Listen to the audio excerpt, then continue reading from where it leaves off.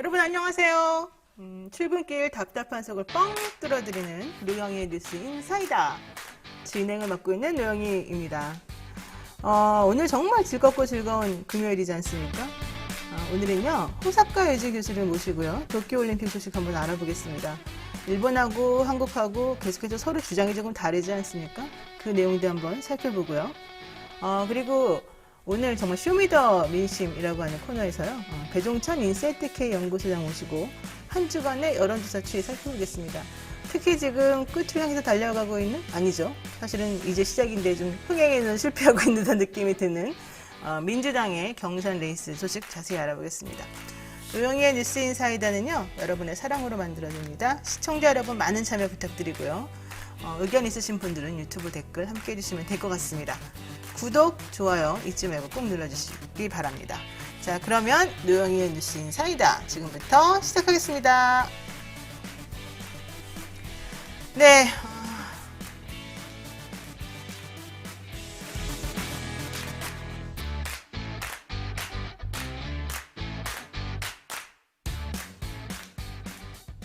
네, 우리 매일 아침에 지나치지 말고 꼭 알아보고 가야 되는 그런 뉴스가 있죠. 한동인 기자가 그런 뉴스를 전해드리는 한동인의 뉴스픽 시간입니다.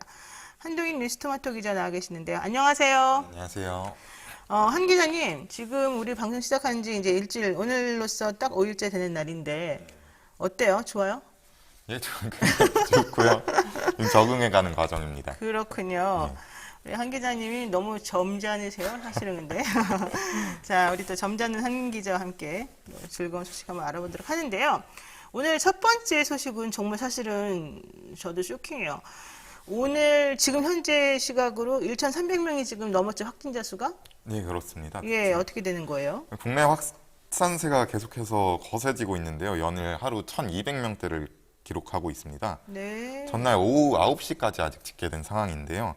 신규 확진자는 1,179명으로 어제 같은 시간 1,113명에서 66명이 더 많습니다. 네. 어제 확진자가 1,275명으로 최대치였는데 네. 오늘 최대치를 기록할 가능성도 있고 1,300명을 넘을 가능성도 있습니다. 지금 감염 재생산 지수가 지속해서 상승하고 있고 델타형 변이 바이러스까지 급속도로 펴지고 있어서 네. 당분간 확진자는 계속해서 늘어날 전망이고요. 네. 방역 당국도 지금 현재 수준의 유행이 지속될 경우 이달 말 1,400명, 더 심해진다면 2,140명까지 늘어날 수 있다고 보고 있고요. 네. 그래서 정부가 오늘 오전 9시에 김부겸 총리 주재로 중대본회의를 열어서 거리두기 방안을 발표를 합니다. 네. 아직 정확히 알려진 바는 없지만 4단계가 적용될 가능성이 가장 높고요. 4단계로 격상이 되면 오후 6시 이후로는 2명까지만 모일 수 있습니다. 그러니까 기념식이나 설명회 같은 행사는 아예 금지되고요. 네. 또 1인 시위 이외 집회, 행사는 전면 금지되고 결혼식과 장례식은 친족만 모일 수 있습니다. 거기에 스포츠도 이제 무관중, 네. 그리고 종교 활동도 비대면, 학교도 원격 수업을 진행을 하게 됩니다. 그러니까는 사회적 거리두기 4단계를 오늘 발표할 예정이고, 네. 이렇게 되면 다음 주 월요일부터 2주간 사회적 거리두기 4단계가 유지될 가능성이 높다. 예, 그렇습니다. 그리고 2명까지만 모일 수가 있고 6시 이후에는. 그러면 네. 6시 전에는 낮에 뭐 점심 때 이럴 때는 막 여러 명이 모여도 되는 거예요? 그때는 4인까지 가능합니다. 4인까지 가능해요? 그러면은 사회적 거리두기 발표되고 나면 이번 주말, 네. 내일이랑 모레까지는 그래도 사람들이 막 모일 수 있으니까 네. 조금 더 복잡스럽게 될 수도 있겠네요. 네, 그럴 수도 있을 것 같습니다. 아니 그런데 3명 이상 못 모인다 그러면 가족들도 못 모여요? 식구들? 가족들까지는 괜찮습니다. 가족들? 이제 가족 모임이 한계가 있었는데 원래 2단계에서 8인까지 허용을 했는데 이제 그 기준도 사라지고요. 가족끼리까지만 같이 살고 있는 가족끼리까지만 모일 수 있습니다. 그리고 백신 맞은 사람들 같은 경우에는 원래 그 모임 숫자 속에 포함 안 시키고 뭐 이런 게 있었잖아요. 네, 그러기로 했는데 백신 접종과 무관한 거리두기 단계입니다. 그렇군요. 그러니까 1차 백신 맞은 사람들은 실외에서만 숫자에 포함을 안 시키기로 했었는데 그런 거 전부 다 이제 없어지고 그냥 네. 다 못 모이는 걸로 네, 일단은 전부 다. 생각하는 게 맞겠어요. 네. 아, 정말 충격입니다. 1년 6개월 정도 지금 코로나 우리가 진행하고 있는 중인데 이 시간이 지나서 이렇게까지 높은 단계로 사회적 거리두기를 해야 된다는 것 자체가 정말 사실 이변이라고 할 수 있을 것 같습니다. 자, 그래도 우리 열심히 방역 당국의 그런 지침에 따라야 되겠죠. 자, 그리고요. 도쿄올림픽을 얼마 안 있으면 하게 될 텐데요. 이게 지금 무관중으로 치르게 된다 이런 소식이 있어요. 예. 이번 달 23일부터 도쿄올림픽이 시작이 되는데요. 네. 코로나19 영향이 일본도 저희랑 비슷한 상황입니다. 네. 그래서 도쿄를 포함하는 수도권 경기장 중심으로 일본 국내 관람객도 들이지 않는 무관중 경기를 펼치기로 했고요. 이 도쿄에서 네 번째 긴급 사태가 발효가 되는데 네. 이번 달 12일부터 시작이 됩니다. 일본 정부는 어제 저녁에 관중 수용 문제를 논의하기 위해서 올림픽 관련 오자 회의를 열고 관계 지자체와 협의회를 열었는데요. 네. 도쿄도, 사이타마, 가나가와, 지바현 등 수도권 1도 3면에서 예정된 모든 경기를 무관중으로 하기로 했습니다. 그래서 여론이 반영된 지난 4일 치러진 도쿄의회 선거에서 네네. 집권정파인 자민당이 제1당지를 회복을 했는데요. 과반에는 미치지 못해서 사실상 패배했다는 지적을 받고 있습니다. 그러니까 유관중 개최에 집착을 하고 있었는데 스가 총리가 네네, 그러죠. 도쿄 지역에서 민심이 표출되면서 올 가을에 예정된 총선에 영향을 미칠 것을 우려해서 다수 여론이 원하는 무관중 개최 쪽으로 입장을 바꾼 것입니다. 그래서 일본은 지금 저희와 비교를 하자면 저희가 국내 누적 확진자가 16만 명 정도 되고요. 네. 일본이 81만 명 정도입니다. 그리고 일본은 지금 2,000명대, 하루 확진자 2,000명대고 도쿄 확진자가 900명대입니다. 네, 그렇군요. 좀 일본이 우리보다 물론 인구가 많기는 하지만 네. 그래도 누적 확진자가 이렇게 많고 그런 거를 보면은 좀 일본 좀 심각하긴 한가 봅니다. 네, 일본 인구수랑 저희 인구수 비교했을 때 일본 확진자 수가 훨씬 크고요. 그렇죠. 일본 인구수가 대략 1억 3천 정도 되는데 저희랑 비교해도 확진자 수는 크게 차이가 나고 일본이 백신 접종도 지금 30%로 저희랑 비슷한 상황입니다. 네, 그렇군요. 자, 그리고 이 얘기는 정말 안 할 수가 없는데요. 윤석열 전 검찰총장의 부인인 김건희 씨가 네. 지난번에 한 인터넷 매체에 나와가지고 본인은 석사학위 두겠다고 박사학위 따느라고 시간이 없었다 이런 얘기 한 이후로 네. 정말로 그 논문 검증 들어갔지 네, 않습니까? 그렇습니다. 근데 논문에 대해서 계속 얘기가 나오나 봐요. 네, 논문이 지금 엉터리 논문이다 이런 이야기들이 나오고 있는데요. 네네. 그러니까 김명신 씨 개명하기 전에 논문으로 학술지 게재와 박사학위 취득을 목적으로 작성한 논문인데 네네. 이게 함량 미달이고 보기에도 민망한 엉터리 논문이다 이런 지적이 나옵니다. 네네. 어제 열린민주당이 기자회견을 열고 조목조목 짚었는데요. 네. 열린민주당은 김 씨의 논문들에는 제목과 부제에서부터 비문이 등장하고 본문에서도 수많은 비문과 함께 맥락이 맞지 않는 설명이 나온다고 지적을 했습니다. 네. 실제로 2007년 8월에 기초조형학 연구라는 논문지에 제출한 논문의 부제가 관상궁합 아바타를 개발을 중심으로 라는 건데요. 네네. 이게 그냥 무슨 누가 말이에요? 봐도 비문인 네, 겁니다. 그러니까 비문이라는 게 이제 말이 좀 문장이 안 맞고 네. 정상적이지 않다 이런 뜻인 것 네네. 같은데. 그리고 또 이 논문은 한국문화콘텐츠진흥원이 2007년 발행한 보고서에 개조식으로 작성된 문장을 조사와 수러를 붙여서 평서문으로 바꾸고 한 단락을 채운 것으로 확인이 됐고요. 네. 여기에다가 2007년 한국 디자인 포럼에 제출한 논문 제목에서 우리말 회원 유지를 영어로 멤버 유지로 이렇게 바꿨고요. 유지라는 표현을 이제 그냥 한글 그대로 옮긴 거죠. 여기 유지가 영어로 뭐죠? 유지가 킵 아니면 메인테인인데 이거를 그냥 유지라고 이렇게 표기를 한 겁니다. 네, 그렇군요. 또 논문의 기사 3개 정도가 네. 출처가 없이 발췌됐고요. 오, 예. 그러니까 2008년 박사학위 논문은 다른 사람의 글을 출처 없이 발췌한 점 등이 있습니다. 네. 그래서 국민대학교는 박사학위 논문 등에 부정이 있었는지 이 조사에 착수를 했고요. 네. 그러니까 말씀하신 대로 김건희 씨가 인터뷰에서 줄일을 하느라 시간도 없었는데 네. 라고 했는데 준리를 하고 싶어도 네, 준리를 네. 하느라가 아니라. 네, 이건 정정하겠습니다. 네. 이 김은겸 의원은 이걸 가지고 거칠고 조악한 논문을 쓰느라 게다가 베끼느라 바빴냐 이렇게 지적을 하기도 했습니다. 네, 비꼬는 네. 상황인데. 윤석열 전 검찰총장이 여기에 대해서 입장을 나타냈는데요. 네, 네. 그러니까 결국엔 대학이 판단할 일이다. 대학이 자율적으로 학술적인 판단을 해서 진행하지 않겠냐. 이런 원론적인 얘기를 내놨습니다. 사실 제가 그 석사 학번이 91학번이고 네. 박사 학번이 원래 94학번이에요, 제가. 네네네. 근데 물론 최근에도 박사 수료를 하나를 했는데 논문을 계속 못 쓰고 있어요. 박사 논문을. 왜냐하면 요즘에 하도 이게 어려워지고 깐깐해져가지고 이거 쓰려 그러면은 정말 열심히 뼈를 갈아 넣어야 되겠더라고요. 근데 그게 바로 이제 인용 같은 거, 그 다음에 실제 자기 논문하고 좀 이렇게 완전히 다른 부분들이 있는지 없는지 확인하는 이런 것들이 좀 필요한 것 때문인데, 이분 같은 경우는 진짜 쉽게 논문을 써서 제가, 네. 야, 이분은 천재인가 보다 사실 그랬거든요. 근데 지금 내용 나온 걸 보게 되면은 그런 논문이 좀 정상적이지 않은 것처럼 보여지고, 특히 국민대학교에서 박사학위 논문 통과시켜준 교수님들도 이런 것들을 신경 안 쓰고 그냥 오케이를 했다는 것 자체가 좀 이상한 것 같아요. 네, 그래서 국민대학교 조사 결과를 한번 봐야 될 것 같습니다. 그리고 저는 윤석열 전 총장의 좀 태도도 좀 이상한 것 같은데, 네, 이렇게 공정을 부르짖는 분이 왜 이렇게 부인의 논문 관련된 내용에 대해서 또 이렇게 유체이탈 합법을 하시죠? 알아서 판단할 거다라는. 그래서 뭐 민주당 지지자, 열린민주당 지지자들도 네. 조국 전 장관에 대해서는 그렇게 심각하게 수사를 해놓고 왜 자신의 가족 이야기에 대해서는 이렇게 공정을 외치지 않냐, 네네. 이런 이야기들을 하고 있습니다. 그렇군요. 자, 좋습니다. 그리고 뭐 오늘 마지막 그 전해줄 소식 간단하게 뭐가 네. 있을까요? 민주당이 오늘부터 4일간 국민당원 여론조사를 거쳐서 11일 예비 경선을 마무리 짓습니다. 네.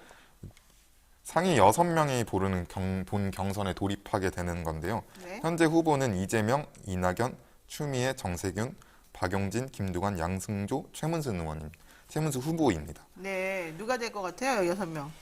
6명은 제가 여기서 말씀드리면은 이제 떨어지는 분께 신뢰가 되기 때문에 아, 그래요? 말씀드리지 않겠습니다. 모르는 거 아니에요? 아니, 이제 뭐 8명 중에 6명만 살아남는 거니까 지지율로 봤을 때 살아남을 분들이 보이지만 네. 사실 결과가 그러네요. 나오면 말씀드리겠습니다. 사실 8명 중에 6명이나 네. 통과되는 거니까 별로 이렇게 좀 그럴 것 같습니다.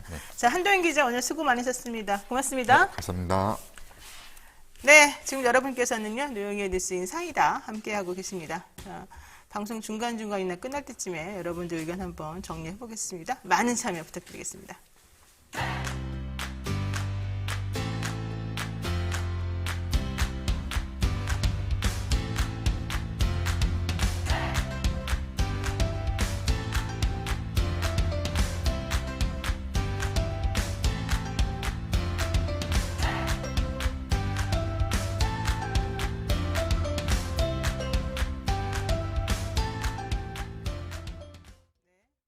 네, 계속해서 노영희의 뉴스 인사이다 이어가도록 하겠습니다. 오는 23일 개막하는 도쿄올림픽이 코로나19 영향으로 결국에는 무관중으로 치러지게 됐다라는 소식이 들렸죠. 오늘로 딱 2주 남았습니다만 이 도쿄올림픽 어떻게 될 것인지 전망 한번 짚어보도록 하고요. 또 제가 너무 좋아하는 호사카유지 세종대 교수님 나오셨으니까 정말 어렵게 모셨어요. 저희가 자세한 얘기 한번 나눠보도록 하겠습니다. 교수님 안녕하세요. 예, 안녕하십니까. 네. 반갑습니다. 아니 근데 시간이 지날수록 점점 젊어지시는데. 아이고, 고맙습니다. 네. 자, 뭐 우리 근데 맨날 만나가지고 속 시원한 얘기를 하기보다는 좀 분노에 찬 얘기를 하는 경우가 많은데요. 예, 그렇죠? 예. 자, 일본 코로나19 상황 먼저 한번 좀 짚어보고 도대체 어떻길래 이 올림픽이라고 하는 중차대한 그런 상황에서 무관중 결정을 하게 된 것일까요? 예.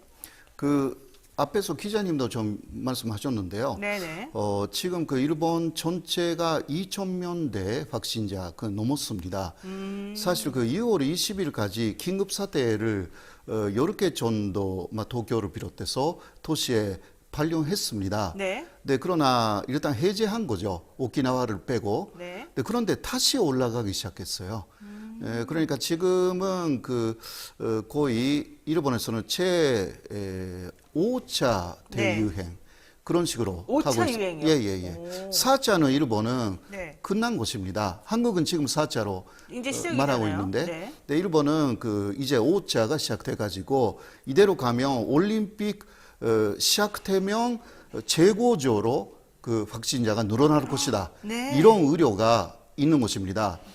그래서 스가 총리는 지금까지도 혹시 그런 사태가 오를 것 같으면 올림픽 기간 중이라도 긴급 사태를 선언하겠다. 어, 그 이야기를 하고 있었는데 그대로 돼버렸기 때문에 그러네요, 진짜. 사실 어쩔 수 없이 긴급 사태를 선언했고요. 그래요. 예, 그리고 네네. 긴급 사태를 선언할 때는 무관중으로 갈 수밖에 없다. 그 이야기도 했어요. 네. 그래서 야단들이 계속 그 압박해가지고 무관중으로 그 수도권에서 그러니까 도쿄, 치바, 사이타마, 가나가와 네. 그 수도권의 그 경기는 모두 무관중 이런 식으로 결정됐고요. 네. 그게 발표는 정식 발표는 다음 주 월요일입니다. 아직은 나온 건 아니네요. 네네. 그러니까 원래가 관중 50%는 받고 축구 경기나 뭐 야구처럼 이렇게 사람 많이 모이는 그런 경기만 무관중으로 한다. 네네. 이런 발표가 원래 있었잖아요. 맞습니다. 그랬는데 전체를 전부 다 무관중으로 하는 식으로 발표를 다음 주에 할 것이다. 예, 맞습니다. 아, 그런데 네. 스가 총리는 무슨 예언가입니까? 말만 하면 다 말이 씨가 되네요. 그렇죠. 네, 지난 6월 7일에는요, 네. 취소도 있을 수 있다라는 이야기도 했어요. 그러니까요. 사실. 그러니까 2주 남겨놓고 있는데 사실상 취소는 조금 어려울 것 같은데요. 그렇죠. 그래도 뭔가 아주 심한 상황이 오면 네네. 왜냐하면 지금 야당 그리고 일본 국민들도 압박하고 있기 때문에 네. 그리고 취소하지 않으면 오히려 지지율이 엄청나게 떨어질 우려도 있어요. 네. 아까 그 기자님이 조금 말씀하셨지만 네네. 앞에 있었던 도쿄 도의원 선거에서 사실상 참패했고요. 그렇죠. 예. 네, 올림픽 취소라든가 무관중을 주장한 전단들이 과반수를 넘었습니다. 네네. 그런 상황을 보면서 지금 자민당 안에서 상당히 걱정하는 목소리가 네네. 높습니다. 그거는 10월에 있는 중의원 선거에서 그대로 패배할 수가 있다. 그렇다면 자민당의 돈치 그게 사라져가지고 2009년처럼 네. 야단 쪽에 정권이 넘어갈 우려가 있다. 그런 식으로 걱정하는 거죠. 네. 그래서 그러한 사태가 진짜 오면 막바지에도 취소할 수도 있어요. 그래야 막바지에 취소.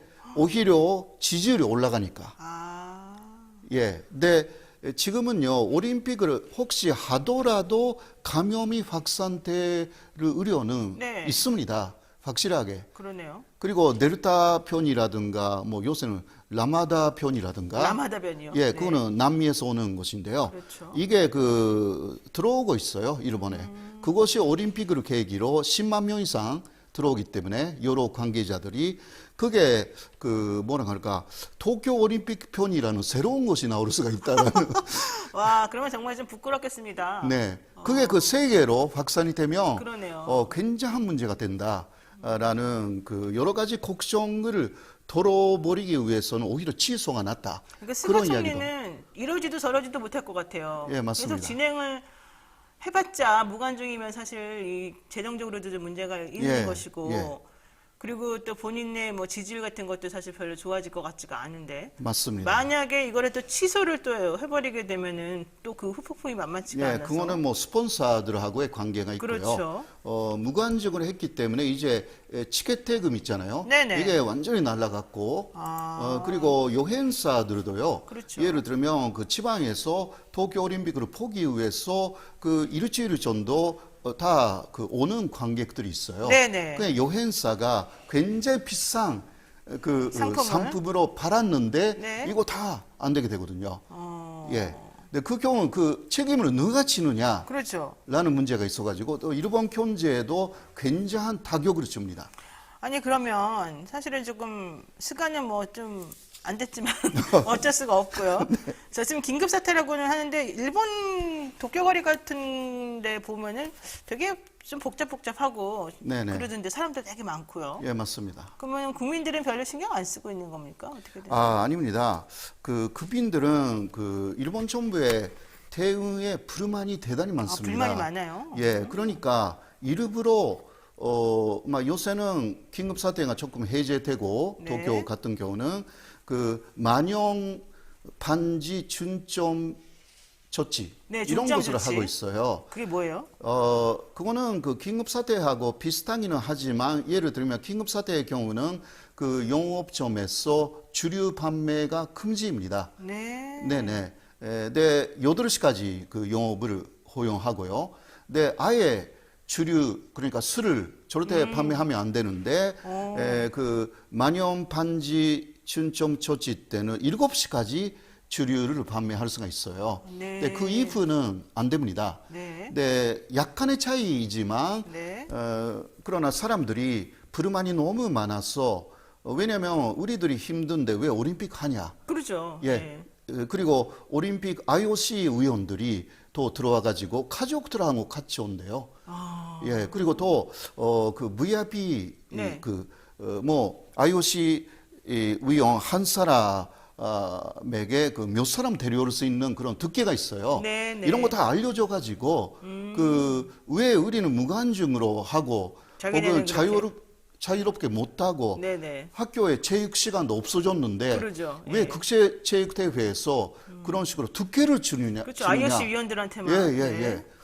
그러니까 상당한 불만이 일본 사람들이 있어가지고 그래서 일부러 나가요 또. 아니 그렇다고 해서 또 일부러 나갈 것까지야. 예.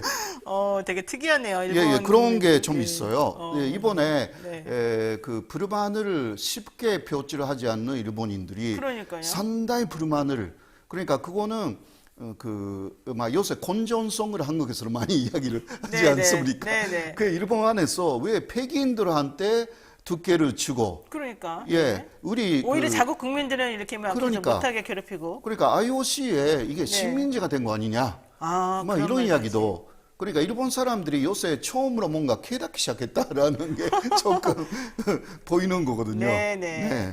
원래 일본 국민들은 뭐 되게 정부의 말을 잘 듣는다, 네. 뭐 불만을 잘 표시하지 않는다, 뭐 이런 얘기 많이 나왔는데 요즘 하는 걸 보니까는 엄청 화가 많이 나 있나 봅니다. 예, 맞습니다. 네. 자, 예. 또 하나 말씀드리면요. 네네. 마루야마라는 그 도쿄 올림픽 그 담당 장관이 있습니다. 네. 그 사람이 경기장에서는 주류 판매를 해도 된다는 식으로 이야기를 해버렸어요. 어머나. 왜냐하면 스폰서들하고의 관계가 있기 때문에 그렇죠. 거기에 그 영업하는 분들이 계시잖아요. 네네. 그러니까 가게 주인들이 너무너무 화가 나가지고요. 그러겠네요. 집단 항의를 했어요. 예, 그게 TV에 많이 나왔습니다. 거기에 하루 정도 지나서 마루야마 장관이 굴복했어요. 뭐라고요? 굴복해가지고 네. 경기장에서의 주류 판매를 금지하겠다. 그럼 또 스폰서들이 또 화낼 거 아니에요? 예, 그러나 스폰서들도 역시 국민들이 좀 무섭잖아요. 그러죠. 사실 네. 어떻게 움직이지도 모르고 뭐 옛날에 무사들의 기질이 나오면 이게 큰일 납니다. 네. 그래서 스폰서 특히 아사히 맥주가 네. 자진해서 우리는 판매하지 않겠다. 이런 식으로 오히려 지금 일본 정부 그리고 스폰서 vs 일본 국민 이러한 구도가 좀 있어요. 되게 대립구도가 좀 그런 식으로 형성돼 있군요. 상당히 선명하게 나오기 시작했고요. 그리고 일본 정부하고 위료 관계자들도 대립하고 있습니다. 네. 네, 이런 구도 속에서 일본 정부가 조금씩 굴복하기 시작하고 있는 것입니다. 네. 아이고 참 스폰서들은 좀 화가 나겠습니다. 돈은 돈대로 쓰고 아무런 효과도 없고 예, 맞습니다. 오히려 국민들로부터는 좀 미움을 받을 수 있는 위험에 또 처해 있고. 예, 그 올림픽 경기장 가까이에 많은 부스를 더 설치해가지고 네네. 홍보를 많이 하는 준비를 다 하고 있었어요. 그렇군요. 이런 것들이 거의 다 사람들 오지 않는데 네. 의미가 없게 돼가지고 그렇죠. 그 취소하는 그러한 행사. 많은 이벤트 취소하는 스폰서들이 굉장히 많아지고 있어가지고요. 네네. 그런 것도 요새 뉴스가 되고 있습니다. 자, 그러면 이번에 올림픽 계기로 해서 원래 한일 정상회담이 열릴 것인가 이제 이게 사실은 좀 우리들의 네, 관심사였는데 제가 보기엔 별로 가능성이 어떨지 모르겠어요. 어떠세요? 사실 그 일본은 하고 싶지 않습니다. 일본은 싫어요. 우리랑 얘기하는 거. 네, 그러나 한국 쪽에서 어느 정도의 라브콜이 있다라는 것도 알고 있기 때문에 그 제스처로 그러니까 국제적인 여론이 그 일본이 계속 지금 거부하고 있지 않습니까? 네. 한일 정상회담을. 네. 그럴 경우는 국제 여론이 일본에 대해서 나빠집니다. 이것을 좀 막기 위해서 일단 받아들이는 것 같은 제스처를 지금 보이고 있는 것으로 해석이 됩니다. 그렇기 때문에 지금 한국 정부가 이야기하는 부분은 일본에서 전식적인 어떤 그 회담의 이야기 하나도 없다라는 거 아닙니까? 네. 예. 그러나 일본 정부는 언론 플레이는 하고 있습니다. 네. 한국의 대통령이 오를 경우는 존중하게 회담을 세팅을 하겠다. 네. 이런 식으로 말하고 있는데요. 그러나 또 들리는 이야기는 회담을 혹시 한다 하더라도 인사 정도로 끝난다. 인사 정도만. 네네. 뭐 10분, 20분 정도로. 그러니까 실질적인 회담 같은 건 아니다. 네, 이러니까. 네. 그런데 무슨 정부는 사실은 좀 대승적 차원에서 모든 정책이나 이런 의사결정을 해야 되는 걸 텐데 뭐 하기 싫다고 해서 그렇게 노골적으로 태도를 취하니까 너무 어린애 떼쓰는 식으로 좀 하는 거 아니에요? 그래서요, 예를 들면, 조금 지난 이야기지만, 그 박근혜 정권 때는 오히려 네. 이쪽에서 거부를 쭉 했어요. 그렇죠. 정상회담을. 그때 한국에 대한 그 소문이 상당히 나빠졌어요. 국제적으로는. 네네. 근데 이게 일본이 지금 반대로 하고 있는 것인데요. 그렇죠. 그런데 지금 그 스가 총리가 문재인 대통령하고 뭐 간제 지원 문제나 위안부 문제를 전식으로 논의하기 시작하면 오히려 불리하게 돌아간다. 일본에. 네. 그러한 그 곡선도 있는 곳입니다. 그렇게 될 경우는 역시 스가 총리의 최선, 네. 그러니까 다시 총리가 되는 길에 엄청나게 방해가 될 우려가 있다라는 것을 걱정하고 있다고 네. 할 수가 있습니다. 자, 그러면 사실은 이제 스가 총리가 또 뭐 좀 다음을 노리기 위해서는 한일 관계 행주서가 좀 정리가 돼야 될 텐데 네. 이게 원래 수출 규제 같은 게 2년 정도 지금 진행이 된 건데 우리 쪽에서 생각하기에는 이거는 일본의 패착이었다 이런 생각을 사실 하거든요. 그런데 일본에서는 그렇게 생각을 안 할 거잖아요. 어떻습니까? 생각을 안 한다라기보다 네. 그거는 한국 쪽의 그 수출 관리가 미흡해서 그냥 할 수밖에 없는 일을 한 건데. 예, 그런 식으로 했다는 식으로 말하는 것 뿐이고요. 아, 말만. 네, 그러나 요새는 한국 쪽의 뉴스도 일본에 많이 나가고 들어가군요. 있습니다. 예, 일본말로. 예. 그렇기 때문에 일본인들이 그렇게 일본 정부의 발표대로 믿고 있는 것이 아니고요. 특히 아사히신문 같은 데는 사설로 2년간은 진짜 필요 없는 수출 규제를 했다. 아, 필요 없는 수출 규제. 예, 예. 그것을 사설로 냈기 때문에 그리고 일본 기업들이 특히 삼소재 있지 않습니까? 반도체 거기에 대해서는 상당한 피해를 입었고 그리고 요새 그런 관계 사람들의 이야기를 들어가지고 그것으로 많이 인용했습니다. 네네. 그러니까 뭐 처음은 일본 정부를 고소할 생각. 고소할 생각? 예. 그런 것도 있었다고 합니다. 네. 예. 근데 그런 것들이 뭐 아사히신문에서 사설로도 나갔기 때문에 네. 일본 안에서도 여기에 대해서는 뭐 우파 쪽의 사람들은 뭐 한국이 문제가 있다는 식으로 이야기하지만 네. 그렇지 않는 실제로 한국과 고려하는 네. 그런 사람들은 왜 우리가 뭐 했냐고. 그런데 우리가 왜 피해를 받아야 되느냐. 네네. 이런 것들이 좀 표출되기 시작했다라고 그렇군요. 할 수가 있죠. 그러니까 소재, 부품, 장비 산업에 입은 타격 같은 것들이 오히려 한국보다는 일본 쪽에 더 좀 문제가 생겼기 한국에는 때문에. 실질적인 피해는 사실 그 소부장이라고 하지 않습니까? 네네. 여기서는 사실 없었던 것입니다. 오히려 우리는 전화위복이 됐어요. 네, 그래서 맞습니다. 의존도가 좀 낮아지고 훨씬 나아진 것 같아요. 플라스소 같은 것은 일본에 대한 위존도가 50%에서 10%로 떨어졌고요. 그렇죠. 기타 부분도 상당히 개선되고 있어가지고요. 앞으로 계속하면 진짜 국산화라든가 일본에 대한 위존도가 상당히 낮아져가지고 네. 근데 이 길을 사실상 가야 되고요. 그렇죠. 앞으로 일본이 뭘 하는지 진짜 모르거든요. 네네네. 네. 어쨌든 오히려 우리 쪽은 잘 됐는데 일본은 어떨지 모르겠군요. 자, 마지막으로 이거 하나만 여쭤볼게요. 윤석열 전 검찰총장이 지금 대권 주자로 지금 나서고 있는 상황에서 일본 네. 후쿠시마 오염수 방출에 대해서 저로서는 좀 이해가 안 되는 발언이긴 하지만 정치적인 차원에서 볼 문제가 아니다 이렇게 지금 발언을 했어요. 근데 일본 후쿠시마 오염수 방출 이거를 정치적인 차원에서 보지 않겠다는 거는 뭐 좀 비난도 안 하고 그냥 좀 멀리 좀 저쪽에다 던져놓겠다 그 문제는 뭐 이런 식으로 들려오긴 하는데 그러니까 더불어민주당에서 이거는 원전 마피아 수준이다 이렇게 좀 비판하거든요. 이건 어떻게 보세요? 사실 그 일본의 그 오염수 반유는 확실하게 전적인 그러니까요. 행위입니다. 네. 왜냐하면 그 여러 가지 다른 방법이 있는데도 가장 값이 싸고 네. 좀 뭐라 할까 손쉬운 방법을 택한 거죠. 예, 사실. 예. 결국 그런 것이니까 이것은 전적인 행위이고요. 근데 거기에 대해서 윤석열 전 총장이 왜 그런 이야기를 했는지는 잘 모르겠지만 네. 일단 그 IAEA에서도 한국을 포함시켜 가지고 네네. 이제 국제 감시단을 만들겠다 그렇게 발표를 했습니다. 네. 그러니까 그거 일단 일본도 수용한 것으로 알려져 있어가지고 네. 그러나 거기에 중국이 포함되는지는 잘 모르겠어요. 네. 네네. 이런 식으로 해서 그러한 감시단을 구성할 때도 이게 전체적인 의도가 없으면 되겠습니다만은 일단 봐야 되고요. 그리고 이게 쉬운 문제가 아닙니다. 20년간 반유한다고 하잖아요. 그러니까요. 그런데 이 오염수라는 게 계속 지금도 생산되고 있거든요. 네네. 20년으로 안 끝납니다. 영원히 반유하는 거예요, 사실. 그래요? 예. 어떡하나? 예. 그러니까 이게 심각한 문제이고, 네. 일본은 그러니까 수치가 문제 없다는 식으로 말하잖아요. 네. 그러나 수치가 문제 없다고 해도 삼중수소 같은 것은 이제 이것은 절대 분해가 안 되기 때문에요. 네네. 이것을 영원히 사실 내보낸다. 지금 있는 양은 20년간 30년 그렇게 하는데 지금 있는 양이 계속 늘어나는 거거든요. 그러니까요. 계속 생산이 되는데 예. 사실은. 그 일본이 계속 그런 식으로 영원히 오염수를 바다에 반유한다라는 것은 그러니까 미국 쪽에서도요.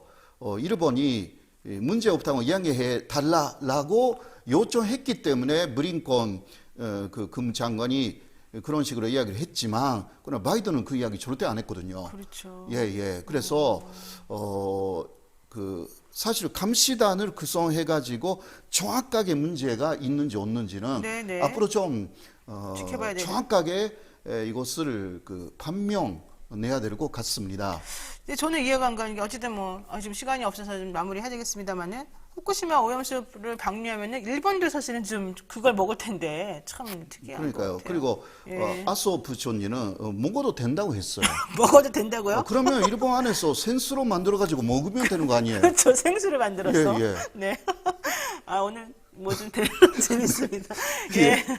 자, 오늘 여기까지 해야 될 것 같습니다. 오늘 정말 대담한 대담, 정말 이 주제가 주제이니만큼 관심이 뜨거웠던 것 같은데 오늘 일단 여기까지 정리하고요. 자, 교수님 오늘 너무 감사합니다. 예, 고맙습니다. 예. 네.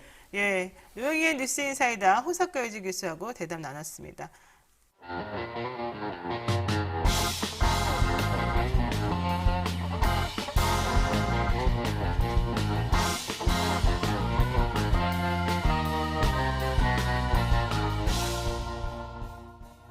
네, 국민들이 체감하고 있는 그리고 정말 중요하게 영향 미치고 있는 정치, 사회, 경제 이슈 명쾌하게 풀어드리는 시간입니다. 원래 이분은 여론조사 전문가였는데 이제는 전천후예요. 안 나오는 데가 없고 정치 컨설팅 전문가로서 특히 더 활약을 잘하고 계시죠. 네. 배종찬 인사이트 소장과 함께 쇼미더민심 우리가 한번 이 코너 열어보겠습니다.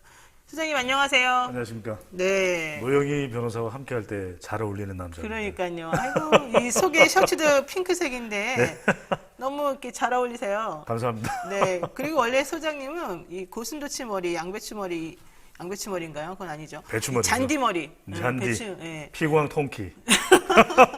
네, 이게 아주 트레이드 마크죠. 자, 네.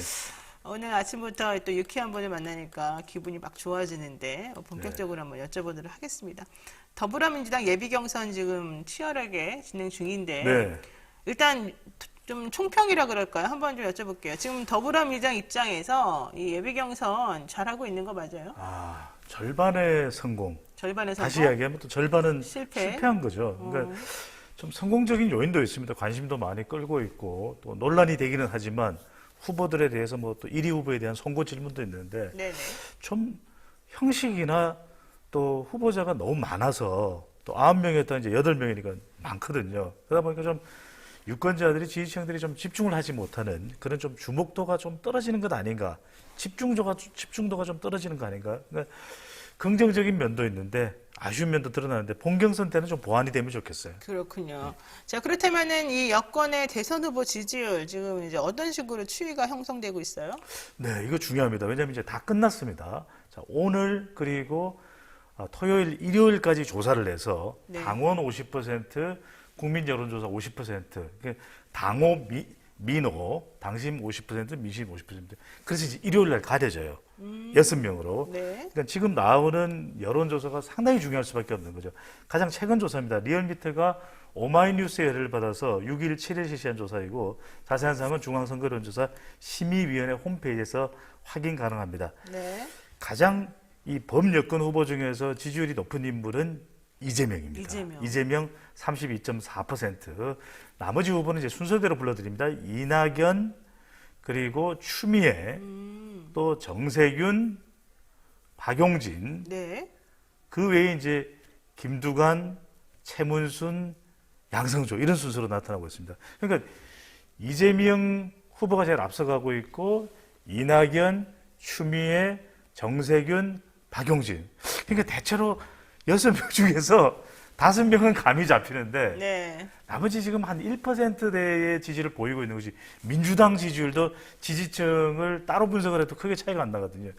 그러니까 나머지 한 자를 놓고서 김두관, 또 최문순, 양승조 후보의 또 불꽃 튀는 전쟁이 벌어지고 있습니다. 그러니까 뭐 단언할 수는 없습니다. 그냥 참고로 하는 자료인데 그럼에도 불구하고 대체로 이제 윤곽을 볼 수가 있잖아요. 네. 그러니까 지금 제일 마음이 정말 바짝바짝 타는 사람들은 김두관, 최문순, 양승조 후보가 아닐까. 네. 그러니까 네. 그동안 네. 또 지출한 비용이 얼마겠습니까? 이 경선 준비하면서. 그렇죠. 그러다 보니까 좀 5명에 들어갈 수 있는 것으로 이제 좀 예상되는 후보들은 글쎄요, 마음을 완전히 놓을 수는 없겠죠. 그래도 내가 통과하겠지 이렇게 생각할 수 있을 텐데 지금 아주 치열하게 물밑 전쟁이 이제 일요일까지 벌어질 수밖에 없는 김두관, 오히려 그러니까 최문순, 양성조 이 3명의 후보에게 좀 주목을 해보실 필요가 있겠습니다. 아, 근데 경선할 때 들어간 돈은 절대 보전이 안 되는데. 참네요. 이분들 속마음을 한번 들여다보고 저희가 한번 네. 인터뷰 한번 해봐야 될 것 같아요. 그러니까 한번 출연해 주시면 좋을 것 같아요. 워낙 네, 또 노련하게 네, 네. 노련하니까 노씨인데. 네, 자, 노련한 노씨입니다. 근데 속마음은 보이지 않는데 참 재밌는 게 네. 마지막 토론회를 봤거든요. 네. 마지막 토론회 마무리 발언할 때 보니까 네. 다 표정이 아쉬운 거예요. 어허. 내가 들인 비용이 얼만데 그렇죠.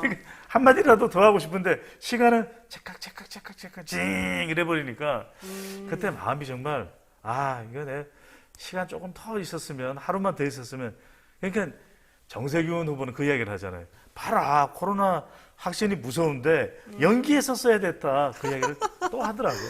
정세균 후보 입장에서는 짜증 날 것 같아요. 지금 예. 추미애 후보한테 지금 역전당했잖아요. 그렇죠. 게다가 지난번에 바지 발언을 유도한 것 때문에 비난도 많이 받고 있어서. 그러니까 최종 결과가 어떻게 나올지는 모르는데 여기서 굉장히 재밌는 거 우리 이제 시청자분들이 보시면 네. 누군가를 공격하면은 사실은 공격을 한 사람이 지지율이 올라가야 되잖아요. 그걸 노리고서 그렇죠. 1위 후보 문제 많아요 이렇게 이야기를 하는데 네. 정작 우리가 이렇게 선거나 경선을 보면 그렇다고 해서 자기 지지율이 또 올라가는 게 아니에요. 그렇군요. 그러니까 누군가를 공격하는 것보다는 네. 우리 지금 프로그램도 그렇지 않습니까?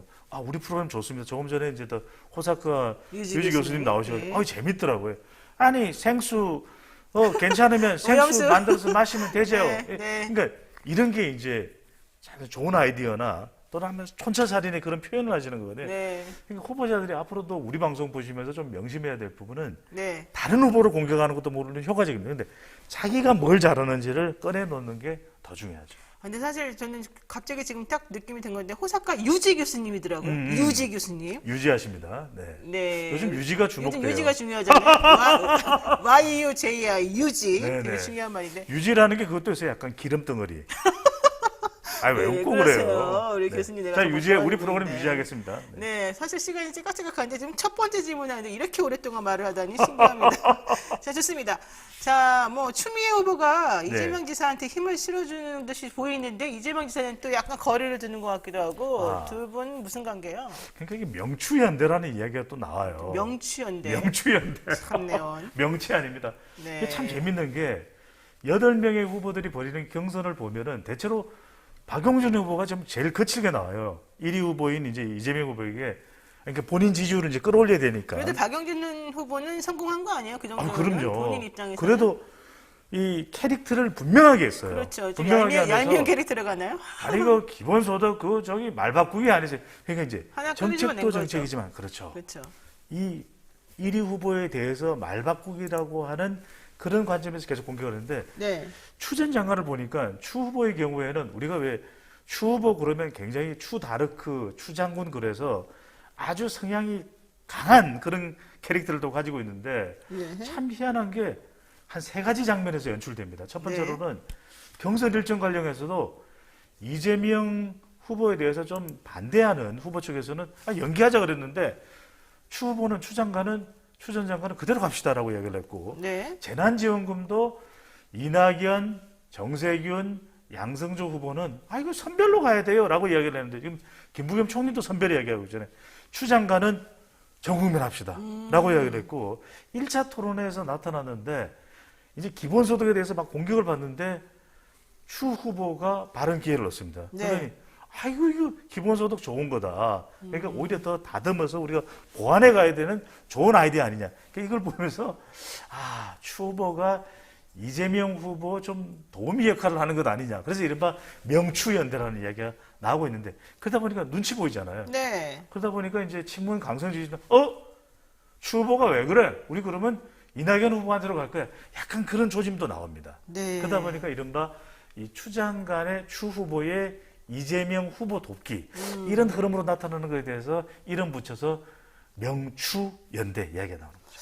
그러니까는 요번에 좀 재미있어지는 모양새가 나오는 게 사실 본인이 어떠한 그 스탠스를 유지하느냐가 매우 중요하잖아요. 그러니까요. 근데 지금 사실 전부 다 반 이재명 연대로 돌아서는 가운데 군계 일학처럼 딱 뭐 중립적인 이미지만 보여줘도 사실은 스포트라이트가 갑자기 이쪽으로 쏠리는 거예요. 그렇죠. 그러니까 추미애 후보 입장에서는 어쨌든 본인에게 스포트라이트가 지금 쏠리게끔 한 효과가 있는 거 아니겠습니까? 그러니까 나오는 이야기가 이 추 장군의 이재명 일병 구하기다. 추 장군이 이재명 일병을 구하고 있다. 그런 이야기가 나와요. 네. 왜냐하면 좀 약간 위기에 몰릴라 치면은 누가 주로 이제 공격을 하냐면 약간 지금 경선 과정에서 그래도 민주당 지지율이 살짝 올라간 후보가 이낙연 후보거든요. 그렇죠. 예, 그러니까 이낙연 후보. 예. 정작 정세균 후보는 이재명 후보를 공격하지만 지지율이 안 올라가요. 네. 근데 이낙연 후보는 또 호남 대망론도 있죠. 또 그래도 가장 지지율이 높았던 때도 있었어요. 그럼요. 그래서 바짝바짝 자기는 타들어가지만 이 와중에 지지율 올라가는데 이낙연 후보를 향해서 공격한 사람이 누구냐? 추 후보입니다. 이러다 보니까 네. 마지막 토론의 장면을 보더라도 이른바 명추연대가 맞다. 이런 분석이 나옵니다. 근데도 정세균 후보는 그동안에 가장 젠틀하다는 이미지였는데 이미지가 네. 많이 좀 안 좋게 좀 되고 있는 그렇죠. 부분도 그동안은 이제 있고요. 좋은 바이러스 이야기를 많이 했는데 네, 이제는 이게 근데 본인도 답답하죠. 왜? 지지율이 안 올라가니까. 그래서 이럴 때 진행자분들이 제일 많이 묻는 게 배 소장은 저기 데이터 선거 전문가잖아요. 어떻게 하면 지지율을 올려야 돼요? 그래서 많이 물어보시는데 그거 알면 제가 이 자리에 있겠습니까? 그럼 본인은 뭐예요? 그것도 중요한 기술이니까 제가 공짜로 알려드릴 수는 없죠. 돈을 내야지 되는 거예요? 뭐 그런 의미가 아니라 일단 넘어가겠습니다. 알겠습니다. 자, 어쨌든 간에 지금 추미애, 그리고 이낙연, 정세균, 박용진, 네. 이재명, 이분들이 지금 사실은 좀 재미있게 좀 돌아가는 것 같고요. 이재명 후보는 태도를 많이 바꿨어요. 태도 논란 지난번 있은 이후에 바지 네. 관련된 내용에 대해서는 본인이 계속 사과를 거듭하고 있으면서 그렇죠. 좀 겸손한 모습으로 지금 돌아가고 있는 것 같아요. 이게 좀 부정적이에요. 왜냐하면 1위를 달리고 하는 후보인데 너무 그럼요. 이게 좀 넓게 마음의 또 좀 여유 있게 표현력도 좀 대응을 여유가 그러니까요. 있어야 그러다 되죠. 보니까 나오는 얘기가 바지 반바지는 아니에요. 이런 얘기 또 나옵니다. 맞아요. 바지냐? 또 이게 묘하게 반 이재명인데 반바지 이렇게 되거든요. 그렇군요. 반바지, 반 이재명. 네. 야, 진짜 도대체가 이런 그 아재 개그를 언제까지 들어야 되는지 정말 제가 괴롭습니다. 자, 다음 주제 한번 가보겠습니다. 예. 윤석열 전 총장이 민생 투어 시작했어요. 네. 근데 사실 일부분은 김정인 위원장이 지난번에도 얘기했지만 이거 좀 좋지 않다 이런 얘기 계속 했거든요. 근데 그러니까요. 어때요? 지역별 지지율은 좀 괜찮게 예. 나옵니까? 대체로 그 전화 면접원이 직접 하는 조사보다는 ARS 자동응답 조사에서 윤석열 전 총장의 지지율이 추세를 말씀드린 겁니다. 높게 나타나는데 그런 이유가 자동응답 조사에서 국민의힘 지지율도 대체적으로 좀 높게 나타나는 편이고 자동응답 조사에서 또 ARS. 차기 대선 후보 지지도 조사에서도 자동응답 조사 면접원이 직접 질문을 하는 전화 면접보다는 더 높게 나타나는데 대체로 30%대에 있는 윤 전 총장의 지지율인데 지역에 따라 큰 차이가 없어요. 뭐 서울, 인천, 경기, 다 인천, 30% 충청. 정도. 예. 그런데 윤 전 총장이 그동안 무슨 이야기를 했었냐면 본인이 입당을 미루는 것은 호남 지지율이다. 이런 분석이 나왔었거든요. 그게 무슨 말이에요? 외연을 넓히는 거죠. 아. 그러니까 빨리 국민의힘에 들어가면 지나치게 보수 성향이 강한 후보로 인식이 되니까 자기의 이 확장력을, 외연 확장성을 더 높이기 위해서는 그래서 바깥에 있는다. 근데 한때는 어떤 조사에서는 거의 30%의 호남에서 30%에 가까운 지지율이 나오게 되는데 네. 최근에 쪼그라들었어요. 왜 그럴까요? 먼저 최근에 행보를 보십시오. 출마 선언할 때도 나는 보수다. 이것을 확인하는 것이나 맞아요. 다름없는 그런 국민의힘하고 가치관이 성격이 비슷하다 나타났죠. 이런 얘기도 하고. 또 점령군 이야기했죠. 점령군 우리 찾아보시면 됩니다. 예, 뉴스 토마토 홈페이지에서요. 그다음에 아주 깨알 홍보까지 지금. 정말 대단하십니다. 예. 예. 그리고 최근에 앞서 이제 호사카 유지 교수님도 말씀하셨듯이 유지, 유지입니다. 네. 자, 일본 오염수 이야기를 또 하고 탈원전 이야기를 했어요. 아니 그러니까요. 게다가 막 정치적으로 풀려기가 아니라뇨. 네. 사실은 좀 그러니까 이상하잖아요. 크게 지금 윤 전 총장의 지지율이 출렁이는 건 아니에요. 그러니까 확 빠지지는 않았습니다. 그런 말이 자꾸 나오는데도 왜 안 빠져요, 그러면? 근데 이게 왜냐면 대안이 없잖아요. 보수 다른 누군가를 지지하고 싶은데 그 사람이 윤 전 총장보다도 더 현 정부와 각을 세웠느냐. 네네. 그리고 당선 가능성이 그래도 있어 보이느냐. 이게 중요한데 그런 경쟁력을 지지를 가져갈 만한 후보가 뭐 홍준표냐, 유승민이냐, 원희룡이냐, 최재형이냐 아직은 없어요. 네네. 그러다 보니까 안 빠져나가고 있는 것인데 그러니까 우리가 작게 부분적으로 보면 중도층도 민감할 수 있거든요.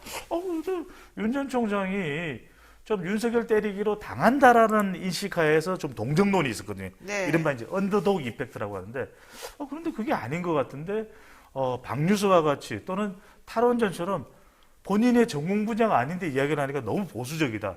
이런 인식이 좀 강해진다면 지금 당장은 아니더라도 앞으로의 지지율에 영향을 또 받을 수가 있죠. 그리고 국민의힘 그렇죠. 입당을 계속 미루고 있는데 국민의 입당을 이준석 대표는 낙관적으로 보고 있거든요. 그러니까 8월 달에 들어올 거라 그러고. 그러니까요. 김정인 그런데 위원장은 안 들어올 거라 그러고. 김종인 전 비대위원장은 이렇게 얘기하죠. 아니야. 안 아니 들어오는 게 11월에 낫다. 아니 뭐 만나자고 전화 왔으니까 뭐 전화가 없네. 제가 김종인 위원장께 전화 한번 드려야 될 것 같아요. 뭐라고요? 안 받을 것 같은데 전화를?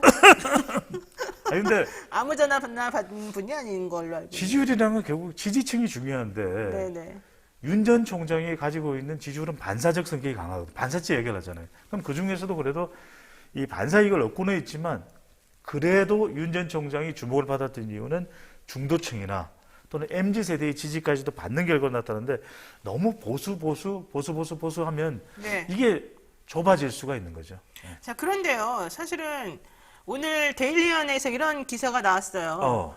여에서 계속해서 윤석열 전 총장을 때리고 있는데 지지율이 안 빠진다. 아무 효과가 없다. 그런데 저는 그 말이 좀 안 맞는 것 같아요. 지금 방금 전에 말씀드렸잖아요. 네. 왜냐하면 지지율이라는 건 이런 겁니다. 우리 시청자분들한테 정말 이 정말 중요한 정보를 팁을 하나 주신다면? 분석을 드리면 네. 지지율이 갑자기 빠지지가 않아요. 그러니까 아. 지지율이라는 거는 누가 가져갈 수 있는 이 환경이 만들어졌을 때 지지율이 움직이는 거거든요. 네, 그러니까 네. 여건을 보더라도 이재명 바지 이야기 나오지 또 여배우의 스캔들 이야기 나오는데 왜 지지율이 아닌지 쉽게 안 빠져나가요. 한번 만들어진 지지율은. 그러니까 윤석열 전 총장 장모 구속됐는데 왜 지지율 안 빠져? 배우자 의혹 나오는데 왜 지지율 안 빠져? 이게 쉽게 빠지지가 않아요. 누가 가져갈 사람이 있어야만 지지율이 빠질 수 있는데 그러려면 홍준표 또는 유승민, 네. 원희룡 또는 최재형 또는 국민의당의 안철수 이분들이 주목을 받을 만한 어떤 지지층을 견인해 갈 수 있는 주도권을 쥐고 있어야 되거든요. 그렇지가 않은 거죠. 그래서 아주 천천히 움직이거나 아직까지는 그래도 윤 전 총장을 또 보수해서 좋아하는 사람들이 많아요. 네. 그래도 윤석열이야 이렇게 얘기하는 사람들이 있기 때문에 지지율이 쉽게 움직이진 않습니다. 근데 이런 것들이 좀 차곡차곡 쌓이면은 사실은 자기도 모르게 그렇죠. 계속해서 밑에 이제 사상 누각처럼 쫙 빠지는 거 그럼요. 아니겠어요? 그게 이제 가랑비에 옷 옷 젖는다. 젖는다는 이론이거든요. 그래서 이것을 전환시킬 수 있는 그런 캠페인 홍보를 하느냐 안 하느냐가 네. 아주 중요하고 또 다른 후보들이 쫓아오잖아요. 그렇죠. 홍준표 홍카콜라 현상이 나타납니다. 홍준표 최근에도 후보도 기분 나쁜, 후보래. 홍준표 의원은 기분 나쁜가 봐요. 자기 대선 주자 거기서 빼달라고 화냈어요. 그게 왜냐면 그것도 제가 설명을 드릴게요. 네. 왜냐하면 한국 갤럽 여론조사 기관과 이 ALS 는 홍준표 다르죠. 네. 의원이 2017년 대선 후보일 때 좀 악연이 있어요.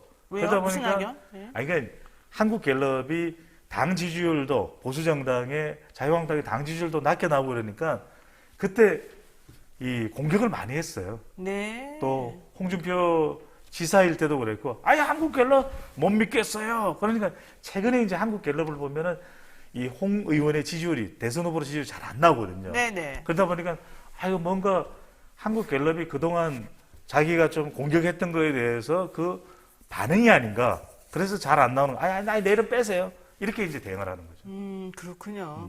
자, 현안 하나만 살펴보겠습니다. 네. 지금 코로나19 확진자 수가 급격히 늘어나면서 수도권 사회적 거리두기 원래 일주일 더 연장이 됐고, 네. 그다음에 또 다음 주부터는 4단계를 지금 올린다는 거잖아요. 그렇죠. 결정이 이거 됐나요? 어떻게 4단계로? 돼요?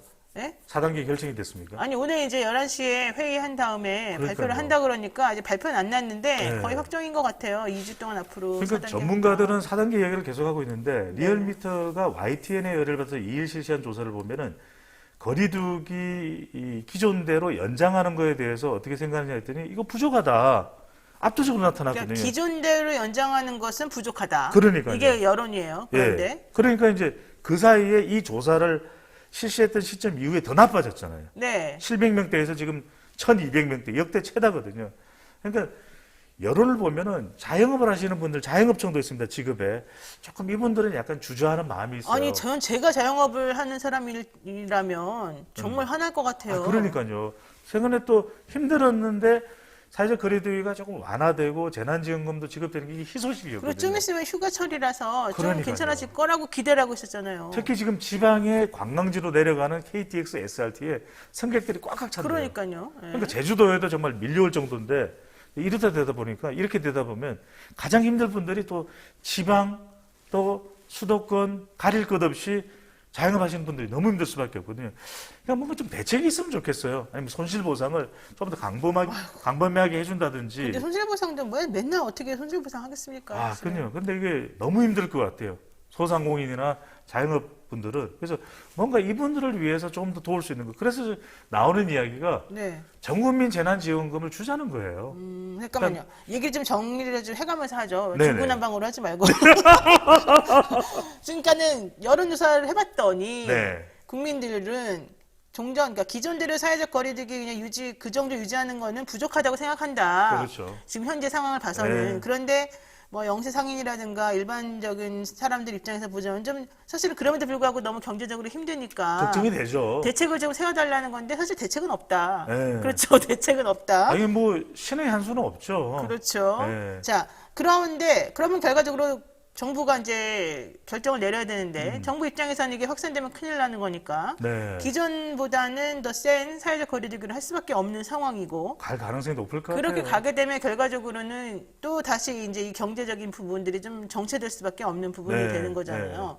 그럼 어떻게 한다는 거예요? 대책은 없고 힘들고 참고 이래야 돼 계속? 그래서 이런 방법이 있을 것 같아요. 어차피 이제 4단계로 가게 되면 네. 저녁에도 2명밖에 못 모이는 거예요. 6시 사실 이후에는 못 모이잖아요. 모이지 말라는 거예요. 그렇죠. 그렇다면 전통시장이나 또 우리가 소상공인들 뭐 식당 하시는 분들도 네네, 많고 네. 가게도 많은데 네. 뭔가 좀 온라인으로 주문할 수 있는 배달도 좀 활성화해서 그렇다면 그것을 오히려 더 강력하게 좀 지원을 하는 게 필요한 거 아닌가. 왜냐하면 네. 오프라인상으로 어디 식당을 갈 수가 없는 거잖아요. 네. 원래대로라면은 7월 14일까지는 6명이고 15일부터는 8명까지 가능했는데 네. 그런 만큼 좀 이게 빨리 지급이 될 수 있는 그래서 주로 중소상공인이나 또 힘든 분들이 많아요. 식당 네. 하시는 분들. 네. 그분들을 뭐 배달하든지 이렇게 좀 더 이 경제를 지금 너무나 힘든 상황이기 때문에 살릴 수 있는 심폐소생술이 반드시 또 필요해 보입니다. 심폐소생술이 정말 필요한 거는 맞는데, 자, 이 방법을 좀 어떻게 해야 될지 모르겠는데, 어쨌든 우리 회사원 수님께서는 코로나 오래됐다 보니 너무 힘드네요. 아, 그럼요. 네. 마스크를 착용하는 것만으로도 너무 답답하잖아요. 요즘 날씨도 덥고 하니까. 그래서 배 사장님은 좀 더 답답하시겠어요. 사실 자꾸 이야기가 저도 일반적인 분들보다는 좀 답답한 편인데. 네, 마스크가 왜 작냐 그러는데 이게 3X 라지거든요. 마스크가 작냐고요? 네. 모르겠어요. 옷도 작고 다 작으네. 큰일 났네요. 네, 위만 커요. 아, 죄송합니다. 제가 이런 사람이 아닌데. 자, 근데 어쨌든 간에 중요한 거는 그래서 결과적으로 일주일 더 연장, 2주 정도 사회적 거리두기가 연장이 되고 그러면은 저는 이런 거 좀 걱정이 되긴 해요. 네. 이게 너무 오래되다 보니까 좀 사람들을 좀 뭐라 그래야 되나 좀 저어하게 된다 그래야 되나? 이런 게 조금 더 강화되는 부분이 있는 것 같기도 하고. 그렇죠. 아무래도 만나고 싶었던 사람들은 못 만나고 네네. 가족들과 외식하기도 힘든 거죠. 그런데 오늘 또 나온 경제 지표 중에 하나가 네.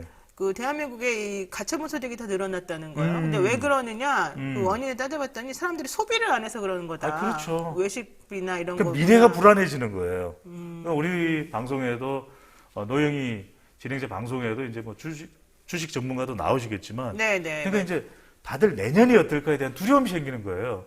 왜냐하면 이거 올해도 안 끝나겠다 코로나19 이런 그러니까요. 여론조사 결과가 나오거든요. 네. 그러면 불안해지는 거죠. 그렇죠. 지금까지는 어떻게든 버텼는데 네네. 그런 상황이 아니라 내년이 이제 더 걱정되는 상황이 되다 보면 소비를 줄이게 될 수도 있는 거죠. 자, 인플레 이야기도 나오고. 그래서 그러다 보니까 이제 네. 아까 말씀하신 것처럼 그 방법 중에 하나로 뭐 5차 재난지원금 같은 거 다 줘야 되는 거 아니냐 네. 이런데 얘기 나오는데 이게 원래 또 하위 소득 하위 뭐 80%까지 준다 그랬다가 아, 다 준다 그러니까요. 그랬다가 뭐 왜 이렇게 왔다 갔다 하는 거예요? 그러니까 우리 지금 시청자분들도 네. 지금 출근하시면서 우리 방송 열렬히 네. 보시는 분들 많은데 네. 의견 좀 보내주시면 좋은 게 대체로 시간이 지나면서 전 국민이 많아져요. 지급을 하자. 왜?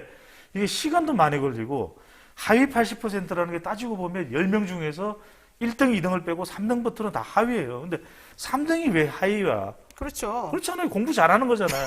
3등도 네. 왜 빼? 네. 그러니까 그러다 보니까 뭐 또 하위 90% 얘기는 이게 정말 이게 이해가 안 되는 거죠. 왜냐면 하위 90% 무슨 얘기? 하위 30% 이런 건 이해가 되잖아요.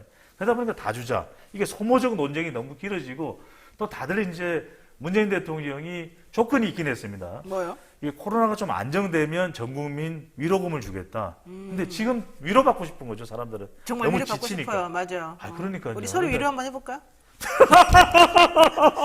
아니 무너지겠어요. 좀 조심해서. 노영희 변호사께서는 위로 이야기인데 저는 지금 아침을 못 먹어서 위가 자꾸 커지고 있어요. 네. 네, 정말 이렇게 서로 이상한 소리를 아침부터 해서 죄송스럽습니다. 저희 시청자 여러분께. 자, 그래도 위로는 해요, 서로. 예, 예. 힘내세요. 힘낼까요? 파이팅! 앞으로 잘해볼까요? 네, 좋습니다. 그래서 이걸 좀 정부가 빨리 결정을 해줘야 지금 또 아니, 정부가 오락가락 너무 왔다 갔다 해. 그러니까요. 그래요. 그러다 보니까 그래서 생각은 다를 수 있습니다. 어떤 분들은 아니 두텁게 주는데 두텁게 주기도 참 쉽지가 않아요. 네. 그러니까 80%에 25만 원을 주느니 그냥 100%다 20만 원씩 좀 빨리 줘라. 근데 그 말은 이재명 지사가 지금 한 말이랑 똑같은 말인데 네네. 이재명 지사를 지지하시는 겁니까? 아니 전혀 공식적으로? 아니죠. 아니 왜 이러세요? 그건 아닙니까? 아니 근데 이 이야기는 저만 하는 게 아니라 네. 게시판에서 또 인터넷에서 계속 올라오는 이야기예요. 아, 그게 그러니까 일반적인 국민의 마음이다? 이재명 지사 그 이야기를 했어서가 아니라 다들 시간이 걸리고 힘들다 보니까 네. 또 누구를 구분한다라는 것도 좀 그렇잖아요. 네. 그러다 보니까 세금 다 내는데 전 국민 지원하자. 그리고 요 다음번에 좀 여유가 있을 때 선별을 좀 두텁게 한 하위 50%더 많이 주자라는 주장이 나오고 있죠. 아, 그렇군요. 네, 좋습니다. 아, 근데 이렇게 소장님하고 정말 웃고 떠들고 얘기하다 보니까 심각한 얘기였는데, 사실은. 네. 그리고 정말 심각하게 얘기 잘 했는데, 네. 예, 또 벌써 시간이 다 지나가 버렸습니다. 끝나가요? 근데 벌써 끝나가고 3시간 하기로 했던 거 아니에요? 출연료는 아, 그래요? 15분짜리만 주는데요. 네, 예, 좋습니다. 줄이겠습니다. 예. 자, 지금까지 우리 배종찬 인사이트K 연구소장님과 함께 했는데요. 여러분들, 우리 배 소장님 팬들 많으시죠? 계속해서 응원해 주시고, 제가 좀 구박하더라도 이해를 해 주세요. 원래 캐릭터가 그래요. 네, 오늘 여기까지 하겠습니다. 오늘 말씀 고맙습니다. 감사합니다. 네. 자, 방송 관련해가지고 여러분들 의견 주시면 언제든지 제가 반영을 해드리고요. 노영의 뉴스 인사이다에 대한 응원과 비판 메시지도 부탁드리겠습니다. 자, 그리고요, 저희가 오늘 준비한 방송 여기까지인데요. 저는 다음 주 월요일 아침 7시 30분에 또다시 여러분 찾아뵙도록 하겠습니다. 여러분 고맙습니다. 주말 동안 행복하시기 바랍니다. 안녕.